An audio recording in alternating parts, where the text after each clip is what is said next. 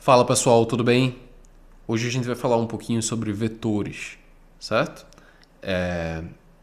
Vetores são uma linguagem matemática, certo? Amplamente usada na física, matemática, na engenharia. Se você já orientou alguém por uma avenida, por exemplo, dobre a segunda esquerda, depois ande mais 4 quarteirões, dobre a direita e assim por diante, você já usou a linguagem vetorial mesmo sem saber, certo? De maneira primitiva, mas usou a linguagem vetorial. Então a gente vai aprender um pouquinho sobre a linguagem vetorial, certo? Agora, porque a partir de agora vamos usar amplamente essa linguagem em todas as grandezas físicas vetoriais. E a gente vai ver o que são essas grandezas físicas vetoriais, certo? Primeiramente, vamos aqui para o quadro, certo? Um vetor, ele é isso aqui, certo? Vou falar aqui de maneira coloquial, uma setinha com módulo, direção e sentido, certo? Então ele tem módulo,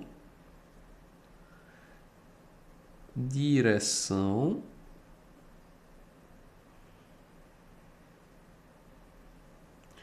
e sentido.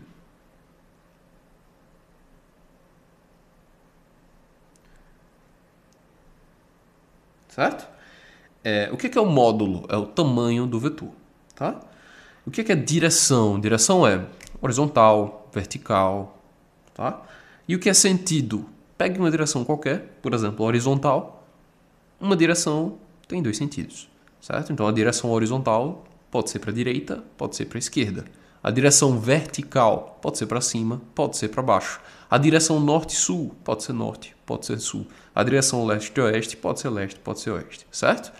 Toda direção tem dois sentidos. Você pega H-Menon, por exemplo, você vai ter um sentido que vai para Boa Viagem, você vai ter um sentido que vai para Olinda, mas H-Menon é uma direção só, com dois sentidos. Tá? Então todo vetor tem módulo, direção e sentido. Vamos ver um exemplo de aplicação.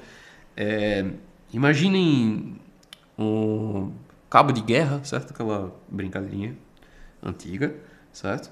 E aí você tem uma turma aqui em azul puxando um cabo, esse cabo para a esquerda com 15 newtons. Newtons é a unidade que mede força na física, tá? E aí você tem essa galerinha aqui puxando esse mesmo cabo com 14 newtons para a direita, certo? Não é muito difícil perceber que o resultado dessa soma vetorial vai ser 1 newton para a esquerda, 1 newton horizontal e para a esquerda, certo? Então a soma disso aqui vai ser 1 newton horizontal, né? Se todo mundo está puxando o cabo na horizontal, certo? É de se esperar que ou azul ou vermelho ganhem, certo? Eu estranharia se todo mundo voasse, né? Seria meio esquisito. Então o resultado disso aqui é 1 newton horizontal e para a esquerda, tá? Mas nem tudo são flores na vida. E imagine que a gente vai somar agora esse vetor aqui, certo? Horizontal e para a esquerda com o valor 15 newtons. Só que agora o outro vetor que eu vou somar não é na mesma direção, é em outra direção qualquer. Essa aqui, por exemplo, e ele tem módulo 14 newtons. E aí, como que eu somo isso? Porque até agora estava tranquilo somar vetores da mesma direção, certo? Se você puxa na horizontal para a esquerda com 15 e outra pessoa puxa na horizontal para a direita com 14, vai todo mundo para a esquerda com 1, certo? Mesma coisa se for na vertical, tá? Mas e agora? Como é que eu faço para somar esses vetores aqui que têm direções diferentes? É isso que a gente vai ver. Existem três métodos principais de soma vetorial e existem também três formas de multiplicar vetores. Vamos começar nessa primeira parte do vídeo fazendo a soma dos vetores, certo? Então, bora lá. A gente pode somar pelo método poligonal, esse vai ser o primeiro método, dos três que compõem métodos de soma. Então, vai ser o Opa. aqui, poligonal, certo? Vai ter também o método do paralelogramo.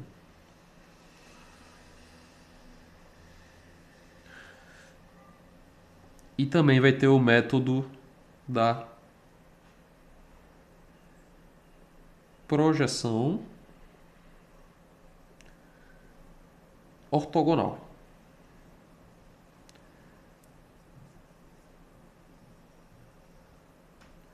Tá ok? Então vamos começar pelo poligonal. Vocês lembram que é um polígono, né?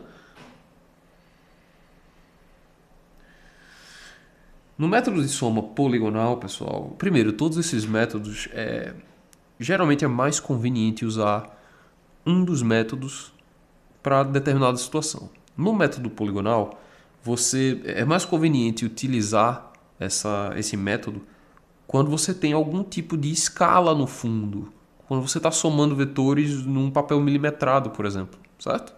É mais indicado usar o método poligonal nesses casos. E como é que você vai fazer?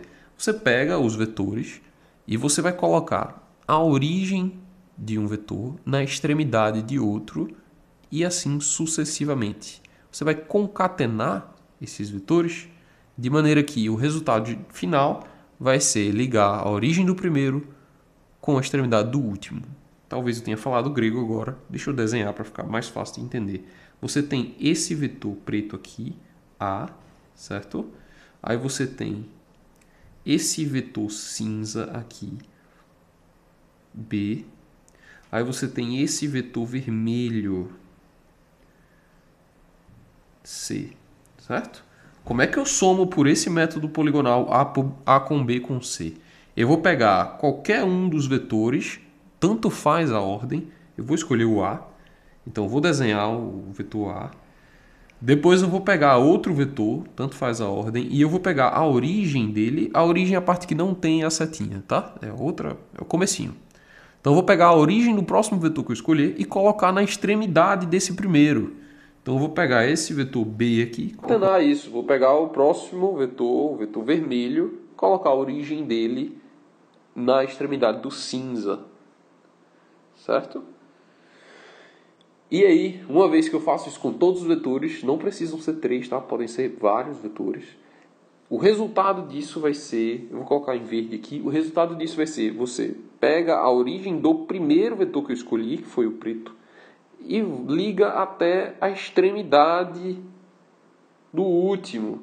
Ou seja, esse vetor verde é o vetor A mais B mais C.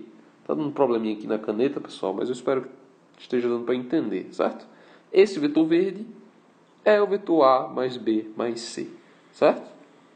Ou seja, se você tiver um cabo de guerra onde tem alguém puxando para cá, alguém puxando para cá e alguém puxando para cá, qual é o resultado disso? É que no final todo mundo vai para a direita, certo? Essa é a soma deles. Tudo bem, esse é o método poligonal. Agora, vamos para o método do paralelogramo, certo?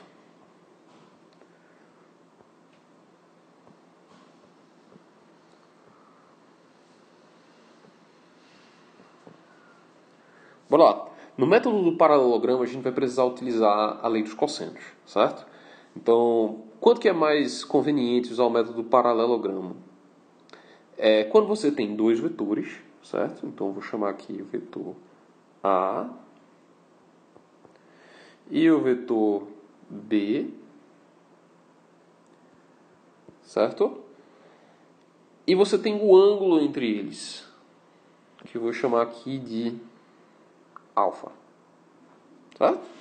Quando você tem dois vetores e o ângulo entre eles, para você fazer a soma, você pode usar o método do paralelogramo, é o mais conveniente. E aí como é que faz? Você vai utilizar essa fórmula que eu vou pôr aqui, mas eu não vou demonstrar aqui para o vídeo não ficar muito grande. A demonstração vai ser feita em sala de aula. Então quem estiver assistindo o vídeo e estiver interessado na demonstração disso aqui, me procura que eu demonstro com você, tá certo? Mas para o vídeo não ficar tão extenso, no passar dos 20 minutos, eu vou somente colocar o resultado da demonstração dessa análise aqui, usando lei dos cossenos, certo? Então, por lei dos cossenos, vocês vão ver na sala mesmo que o vetor soma, que vai ser esse vermelhinho aqui, certo? Vou colocar aqui A mais B. Esse vetor soma, eu vou chamar de R, certo? Esse vetor soma R vai ser o quadrado de A. Tá? Então vai ser A ao quadrado. Lembrando que isso aqui é o módulo de A ao quadrado, mas eu não vou colocar módulo aqui. Mais B ao quadrado. Mais, lembra que lei dos cossenos é menos, tá? Mas aqui vai ser mais, e vocês vão entender na demonstração feita em sala. Mais 2 vezes A vezes B vezes cosseno de alfa. Espero que dê para ler, tá, pessoal? Um pouco ruim de escrever aqui. Mas é essa a regra do paralelogramo. Então, se você tem um vetor vale 10, outro vale 15, e um ângulo de 30 graus entre eles, é só colocar na equação. Se esqueceu, demonstra de novo na hora da prova, do exercício. Certo? Bora lá. Partindo agora para o método da decomposição vetorial, certo? Que é a projeção ortogonal. É a mesma coisa, tá? Então, esse método é projeção ortogonal. Tá? Também é chamado de decomposição de vetores, certo? Depende da literatura. Então, na projeção ortogonal, eu vou fazer uma analogia para vocês entenderem aqui. Vocês imaginem uma estaca de madeira aqui, certo? Isso aqui em preto, inclinada no solo, tá? E aí o que acontece? A projeção ortogonal se chama projeção. Você imagina que o Sol está a meio-dia, certo? Aqui.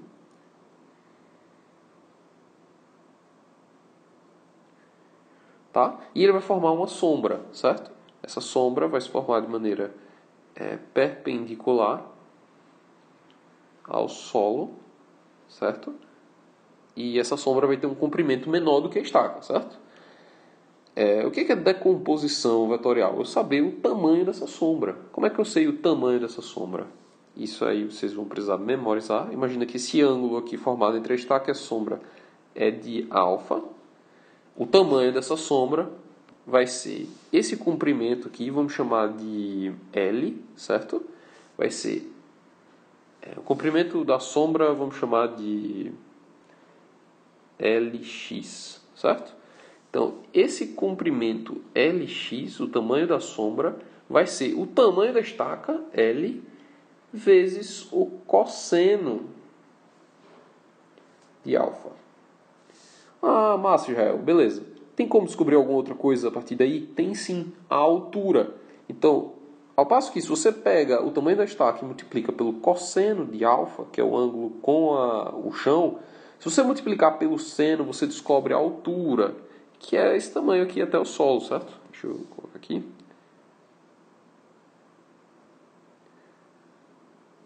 Que é esse tamanho...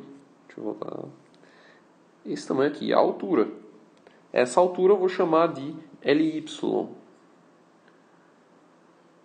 Então, Ly vai ser igual a L vezes seno de alfa. Tá? Quando vocês forem ver no livro, em algum livro sobre isso, provavelmente vocês vão ver um sistema de coordenadas cartesiano, certo?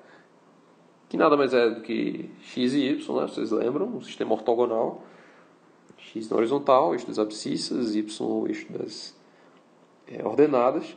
E aí vocês vão ver um vetor, agora não é mais uma estaca, né? Vamos formalizar um pouquinho, um vetor com um ângulo qualquer, aqui alfa, com x, por exemplo, onde esse vetor vale, vamos dizer que ele vale r, o módulo dele, ou seja, a decomposição dele em x, o tamanho da sombra, entre aspas, em x, vai ser rx igual a r vezes o cosseno de alfa. Já a altura desse vetor, que é projetado aqui no eixo Y, vou chamar de RY, vai ser igual ao R, o tamanho do vetor, vezes o seno de alfa, tá? Se vocês quiserem imaginar um pouco mais, lembra que para saber o tamanho da sombra, a gente imaginou um sol aqui a pino, né? Imagine, na verdade, uma lanterna. Acho que vai ajudar um pouco mais. É uma lanterna, né? Desenhar a lanterna errado. A sombra no chão é o RX. A sombra na parede, se eu pegar uma lanterna e colocar ela aqui, certo? A sombra na parede é o RY. Então, a projeção na parede é R seno de alfa e a projeção no chão é R cosseno de alfa, certo? Esses são os três métodos de soma.